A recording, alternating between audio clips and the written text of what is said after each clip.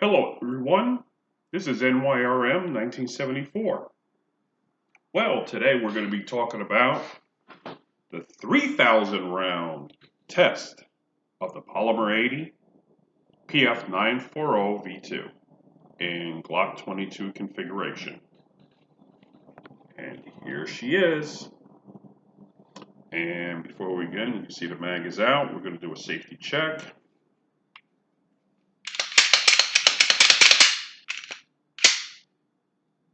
Nothing in the chamber, but no squeaks.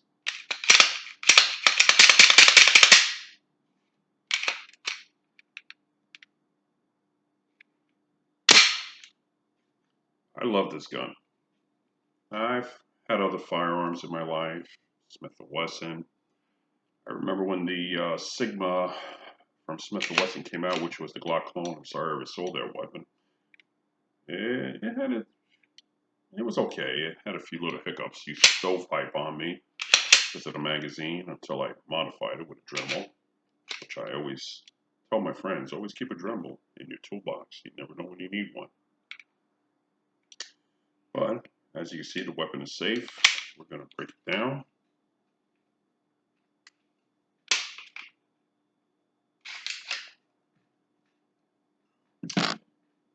And we're going to take a look at the top end.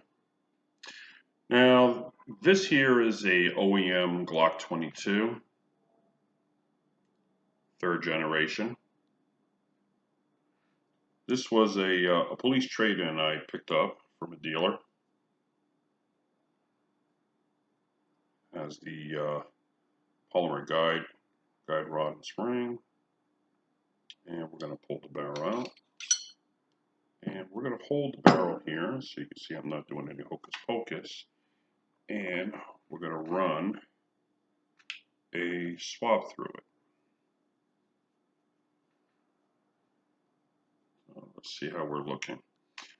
When I was at the range earlier today, I was running some CCI Blazer and some white box and Remington UMC that I picked up at a local gun shop. And one thing I am going to tell my friends, please support your local gun dealers. They're really struggling against the big box stores. So, stop by, say hello, introduce yourself, and patronize their stores.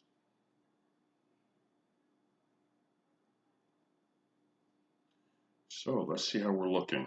Now, in my first build, I did a 500 round.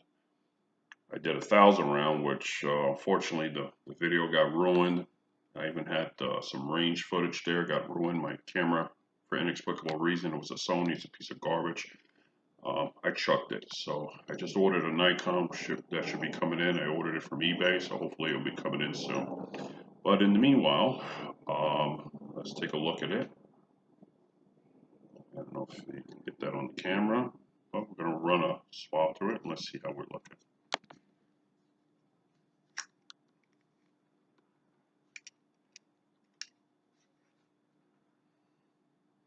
That, my friend, no BS, 3,000 rounds with CCI, Blazer, and Winchester white box, 40 caliber, 180 grain. Now, I'll be honest with you, I've shot other cartridges. I've shot Federal, I've shot Cellar and Block, Fiocchi, or Fiocchi, however you want to pronounce it. I even got some reloads from a friend. And I even found a little bit more carbon fouling. But surprisingly, it's pretty good. Now, I kept everything pretty much OEM. I didn't go crazy like with all that aftermarket, and I kept the slide, Gen 3 OEM, original guide, guide rod.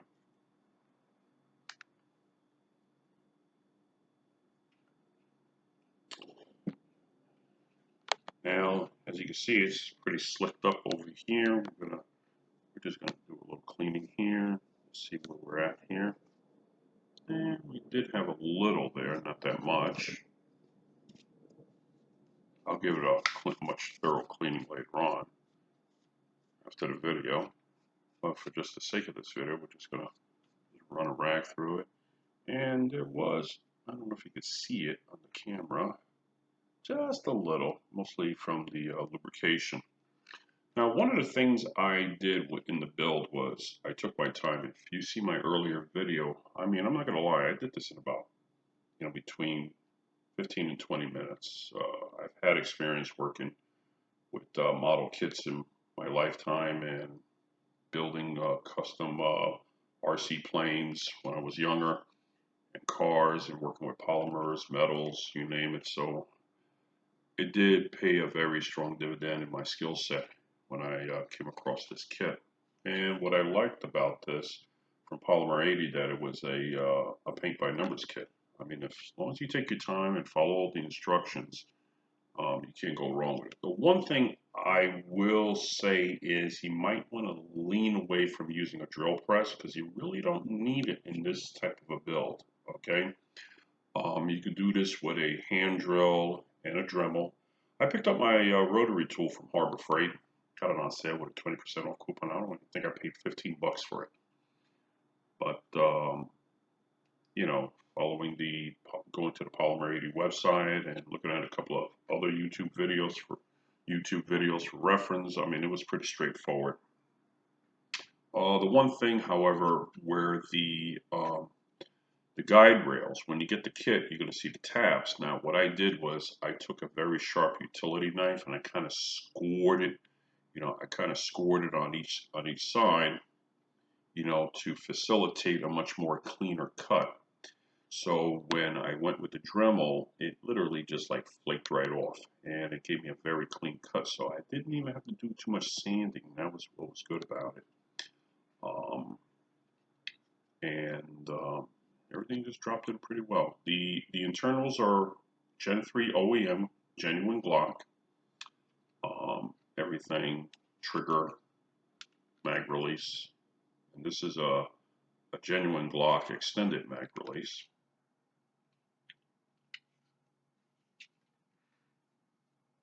The sights are currently OEM. I just ordered some True Glow, which are on its way, but I'm also waiting for the tool, the Glock installation tool from Nackstar, which I just ordered. I got it on eBay, and I actually got the sights on eBay on the cheap. Now, the only enhancement I did was put a Cane Arms proprietary Polymer 80 magwell enhancement, so it does facilitate, quicker reloads when I'm at the range. It does have a little slight play, but it's not that much. I got it on eBay. And the one thing I want to let people know, if you do buy it from Cane Arms, the set screw here, you just want to, just tighten it enough. You don't want to hunk it down on it, because you could break this polymer, okay? Now, what I've been noticing is with some people that have aftermarket kits, you might hear that squeaky, squeaky, squeaky, squeaky sound. Now, let me just lock this into place. I'll put this down. What I recommend is Outer's gun grease. Now, Lenny Miguel has his gun butter at the Glock store, which, by the way, I want to give a special shout out to Lenny Miguel and his people at the Glock store. God bless you for your work. And please patronize his store. Sign up for his specials. He's always running some good deals there. And he's the Glock master. He's the guy you want to know. But he has his gun butter, but I went and got Outer's gun grease. And what's great about it, you don't need a lot, just a dab. And I kind of slick it on with my finger, And then what I do is I just massage, I just rub it between my fingers, and then I just get the spring and I just kind of massage it in there. And then what I'll do is, I'll do the barrel, because as you know, it cants upward. I'll do a little slicking on the barrel.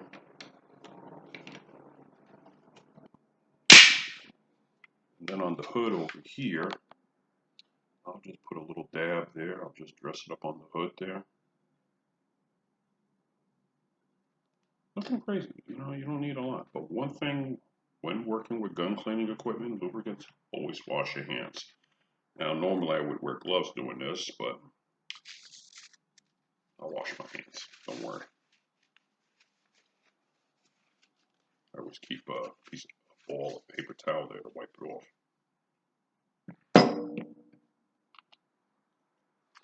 Now, everybody has their cleaning, you know, their cleaning solutions, Ballistol, Hoppies, you name it.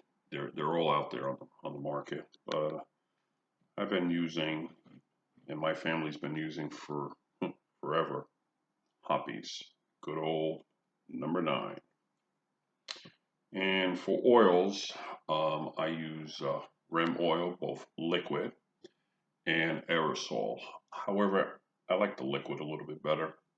Gets into those nooks and crannies. Now, some people like to run their gun wet.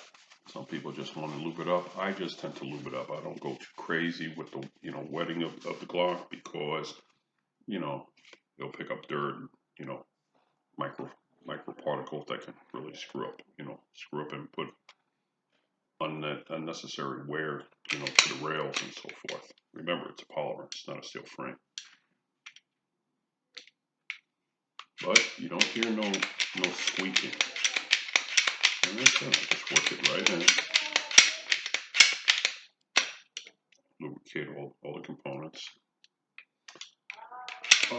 Twice a month, I'll take the upper completely apart and give it a cleaning, a thorough cleaning, which at a later video we'll do a total breakdown and reassembly of the upper. And that's it. No squeaks, nothing.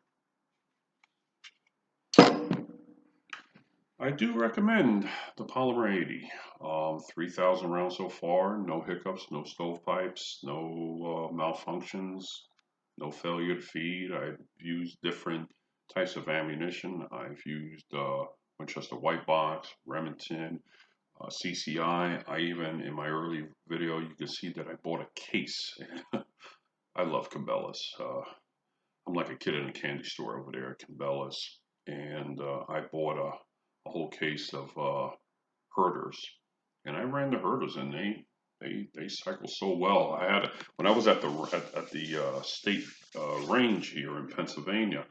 Had a gentleman there begging me, please, can I pick up the brass? I said, yeah, sure, go ahead, brother. I believe in reclamation. I believe in recycling. And I believe in, you know, conservation at the range. And he was like ecstatic. He just saw that brass just like flying right off when I was ejecting it. And he had a ball. Well, 3,000 rounds. Still going strong. Visit Polymer 80. And another thing, if you're looking for a great holster, may I suggest Alien Gear holsters. Visit their website at aliengear.com and the National Association for Gun Rights. They've been breaking their ass representing our interests in the right to keep the bear arms, you know, in the right to keep and bear arms. You might want to visit their website. You can visit them at thenationalgunrights.org. And don't forget to join the National Rifle Association. Now, I've heard it. I know. I've heard it. I've got a couple of emails from some friends of mine that said, dude, join in already. Well, let me tell you something. If you want to keep the right to bear an arm, especially with those gun grabbers out there, keep your membership up, okay? And Federal Premium Ammo. I've even used their Federal in my 12-gauge shotgun. In my next show, I'm going to show you my Maverick 88 and how I beat the crap out of it and it's still going strong. Federal. And if you want some custom goodies for your AR, go to Tony Customs LLC. He'll be at the next gun show here at Split Rock. You might want to stop by and say hello. And tell him you spoke to NYRM 1974, and he'll take care of you. Well, this is NYRM 1974 signing off, and I just want to say train hard and win the fight. God bless the people of America. Defend the Constitution, defend the Second Amendment, and defend your state's right to keep and bear arms. You take care now. Be well.